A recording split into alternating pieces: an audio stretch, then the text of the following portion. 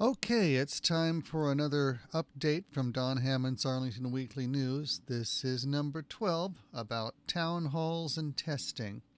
Arlington County conducted their second virtual town hall meeting on Friday, April 10, 2020. We had submitted a question this time. How many COVID-19 tests have actually been performed in Arlington County? We submitted this question because there has been considerable discussion in the national news about the need for additional testing for the COVID-19 virus. National commentators point out the sheer size of the U.S. population, which is estimated at 335 million people, and say that it's too many. Others speak of the 2 million United States citizens who have already been tested, and they say that that's not enough. The population of Virginia is estimated at about 8.6 million. As of April 6th, about 24,000 Virginians had been tested.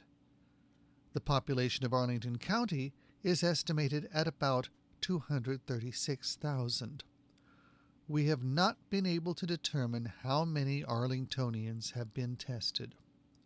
We do know that the drive-up sites will test only symptomatic patients over the age of 18 who have a written notice from their physician.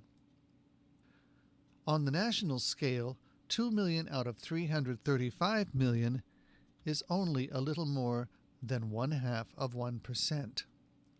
On the state scale, 24,000 out of 8.6 million is even less, under 0.3%. The lack of local details makes comparisons difficult, but there are a few questions that might be worth considering. In order to obtain a driver's license, applicants are required to take a test in order to demonstrate their competency to operate a motor vehicle. Virginia has about 5.9 million licensed drivers. That's more than 67% of the state's population. Admittedly, this number was reached over many years, but the question is this: is it more urgent to test for a citizen's driving proficiency than to determine whether or not they are carrying a life-threatening virus for which there is no known cure? There are a couple of unfortunate things about testing.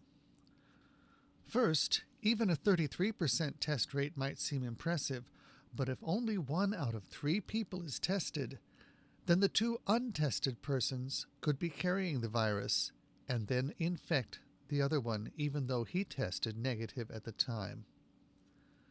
Second, even if all 3 people tested negative today, they could still contract the virus by the following week. Finally, there is the false sense of reassurance that a low rate of testing creates. The fewer the tests, the fewer the confirmed cases. Taken to its logical extreme, if there were no tests at all, there would be no confirmed cases to report. Meanwhile, the virus would continue to spread regardless of the reported numbers. However, the town hall meeting never got around to the question of testing, and the topic for next week is set to be food.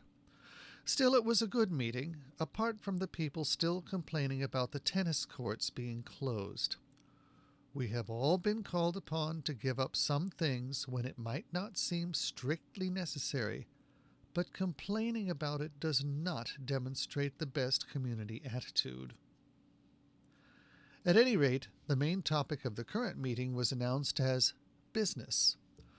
Arlingtonians were encouraged to support local businesses who have managed to remain at least partly open, such as restaurants who have converted to carry-out and delivery. When the question arose as to what could be done to help the businesses who had been forced to close completely, no citizen-based solution was provided. They were referred only to government programs.